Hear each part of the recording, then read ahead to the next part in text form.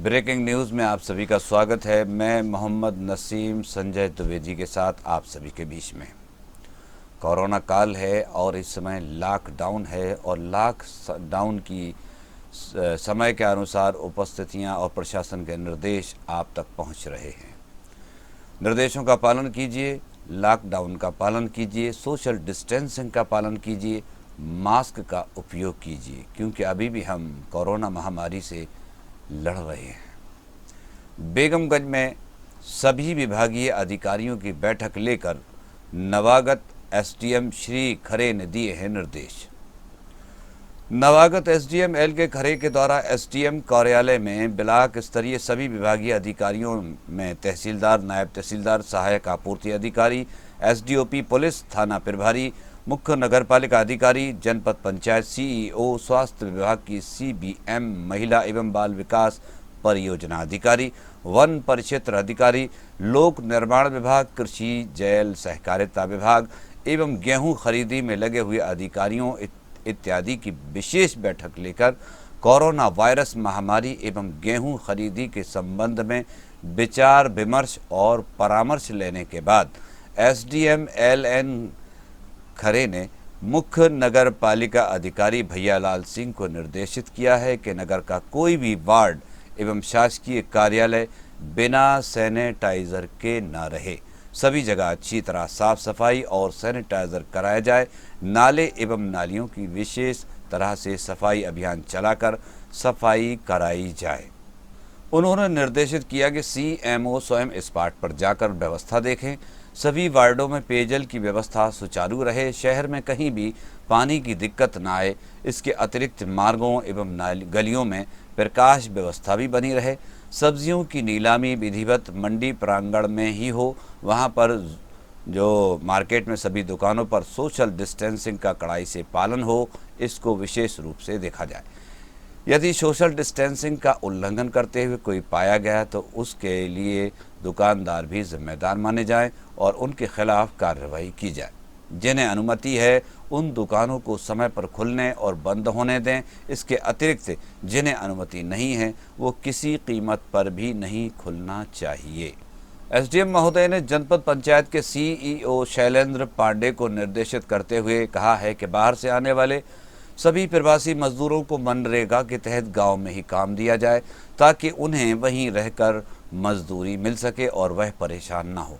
साथ ही सभी 60 ग्राम पंचायतों में मनरेगा के काम शुरू कराए जाएं और गांव में भी विशेष साफ सफाई अभियान के साथ सैनिटाइजर व मास्क का वितरण विधिवत जारी रखा जाए। ग्रामीण अंचल में सोशल डिस्टेंसिंग पर विशेष नज़र रखने की ज़रूरत बताते हुए एसडीएम खरे ने कहा कि सर्दी, जुकाम, खांसी, बुखार इत्यादि की शिकायत होने पर तत्काल सरकारी अस्पताल में दिखाने की सलाह ग्रामीण जनों को दी जाए। उन्होंने सीबीएम डॉक्टर विजयलक्ष्मी नागवंशी को निर्देशित किया कि आइसोलेशन केंद्र पर जो भी क्वारंटाइन के लिए रखे गए हैं उनका नियमित चेकअप के साथ दवाएं, चाय, नाश्ता एवं भोजन व्यवस्था सुचारू रूप से जारी रहे, इसका विशेष ध्यान रखा जाए। श्री एसडीएम महोदय ने पुलिस विभाग को भी निर्देशित किया है कि बॉर्डर पर जो सीमाएं सील की गई हैं वहां से किसी का आवागमन नहीं होने देना चाहिए।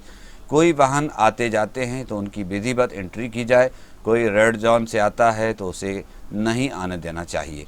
यदि आ जाए तो उसकी तत्काल सूचना देकर उसकी जांच कराना आवश्यक है।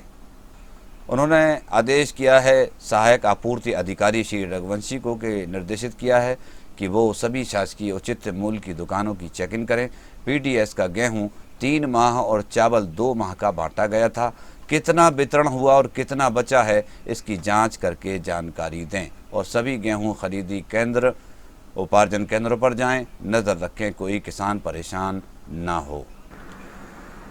नवागत एसडीएम श्री खरे ने आते ही उपार्जन केंद्रों का निरीक्षण किया। सभी प्रभारियों को दिए हैं निर्देश।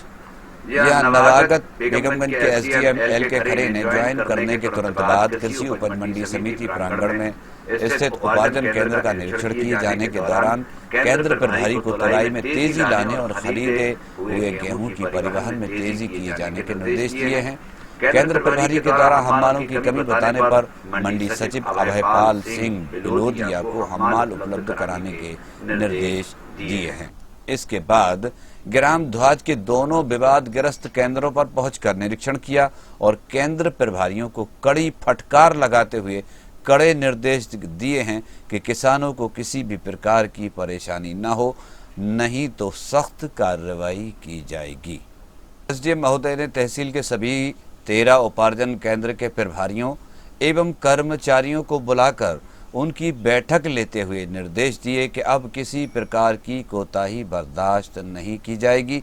किसानों को किसी भी प्रकार की परेशानी न हो, इस पर सभी फोकस करें और मनरेगा के तहत मजदूरी का भुगतान समय पर करने के सीईओ जिला पंचायत ने दिए हैं निर्देश। पंचायतों में मनरेगा के तहत किए जा रहे कार्यों का किया निरीक्षण।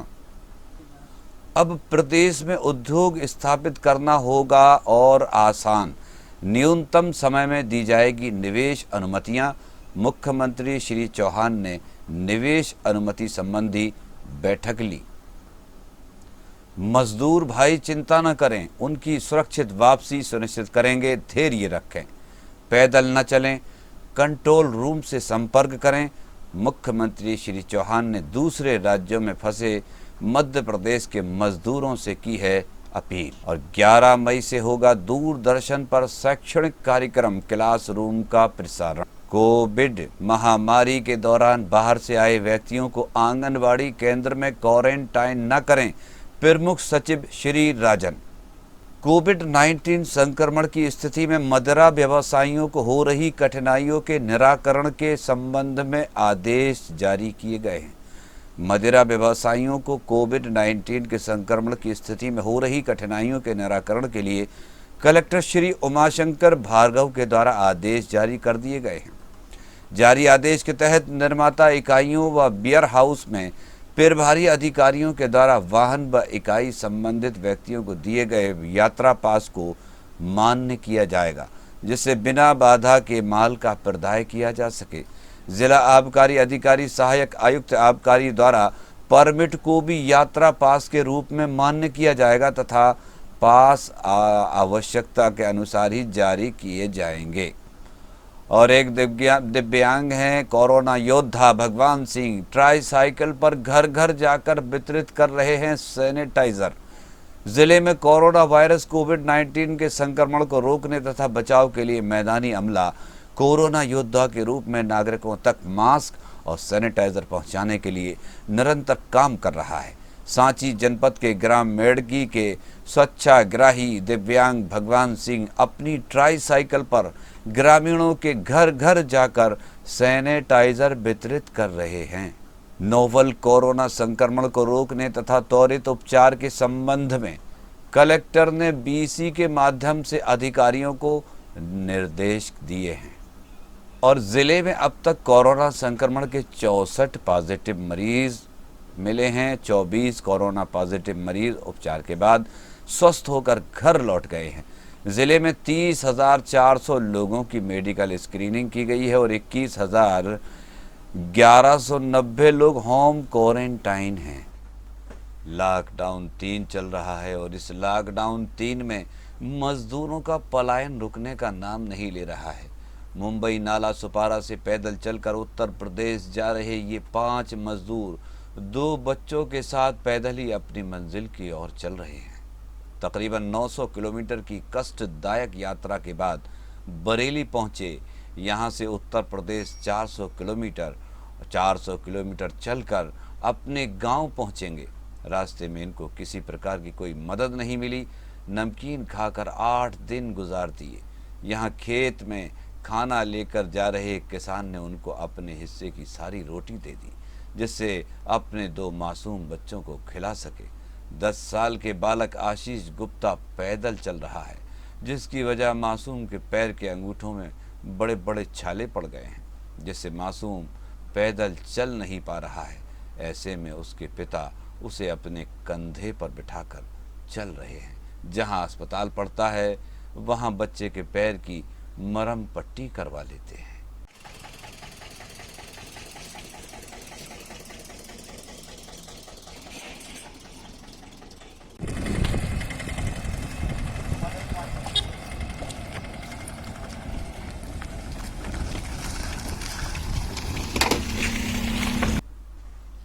सिस्टम से लाचार मजदूर आखिर कब तक पैदल चलेगा? सरकार अपने यहाँ के मजदूरों को बुलाने की बात कर रही है, लेकिन इन तस्वीरों से ऐसा लगता है कि सरकार कुछ मजदूरों को बुलाकर अपनी पीठ थपथपा रही है। पैदल पलायन की ये भीभत्स तस्वीर 42 डिग्री तापमान में देखने को मिल रही है। असंवेदनशीलता की हद देखिए कि महाराष्ट्र से एमपी और फिर उत्तर प्रदेश, दो प्रदेशों महाराष्ट्र और एमपी ने इन मजदूरों को भेजने की व्यवस्था क्यों नहीं की? आखिर क्यों इन मजदूरों को पैदल पलायन करना पड़ रहा है?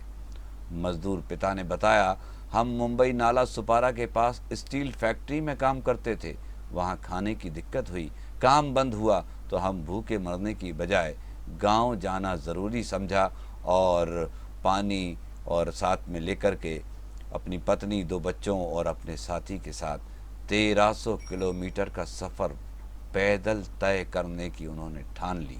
सुनिए उन्हीं की जुबान। प्रेमचंद गुप्ता। कहाँ से आ रहे हो? नाला सुपारा से बम्बई। कितने दिन पैदल चले थे? आज 1 हफ्ता हो गया। यहाँ पे किसी ने व्यवस्था नहीं की? प्रशासनिक अधिकारी कोई प्रशासन नहीं, अपना चलते रहे, अपना जो भी मिलते गए साधन तो पकड़ लिए, नहीं तो पैदल चले। बच्चे को चोट लगी? बच्चे को चोट वो गाड़ी में लगा था, इसके लिए गाड़ी में बैठा था तो लोरी में उसको लकड़ा था, उससे लग गया तो गाड़ी में बांधे इसको कपड़े उपड़े, फिर आगे चल के फिर इसको पट्टी करवाए। कहाँ जा रहे हैं? जाना है यूपी, जाना है मुझे।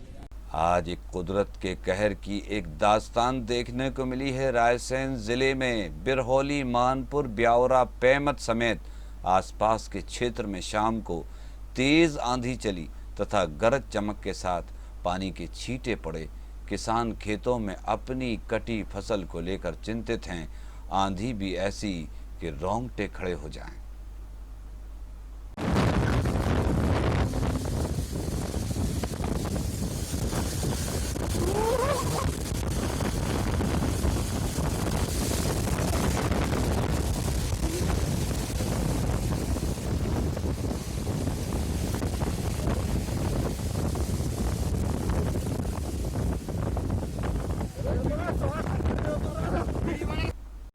और भारतीय जनता पार्टी रायसेन जिला अध्यक्ष डॉक्टर जय प्रकाश किराय को नियुक्त किया गया है। मध्य प्रदेश भारतीय जनता पार्टी के नए जिला अध्यक्षों की घोषणा बड़ी कशमकश के बाद पूर्ण हो पाई है, जिसमें भारतीय जनता पार्टी रायसेन जिला अध्यक्ष डॉक्टर जय प्रकाश किराय को नियुक्त किया गया है।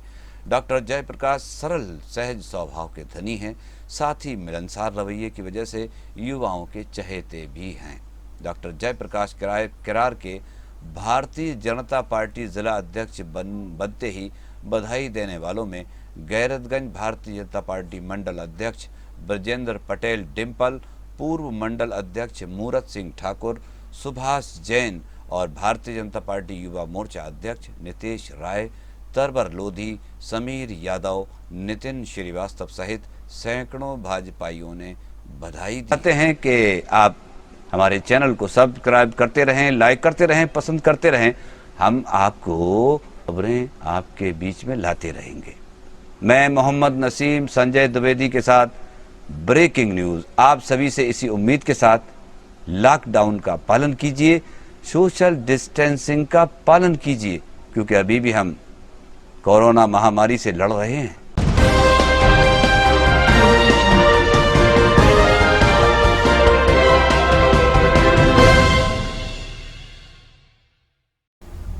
सच्ची और सटीक खबरों के लिए हमारे चैनल को सब्सक्राइब कीजिए, लाइक कीजिए और बेल आइकन घंटी बजाना ना भूलिए।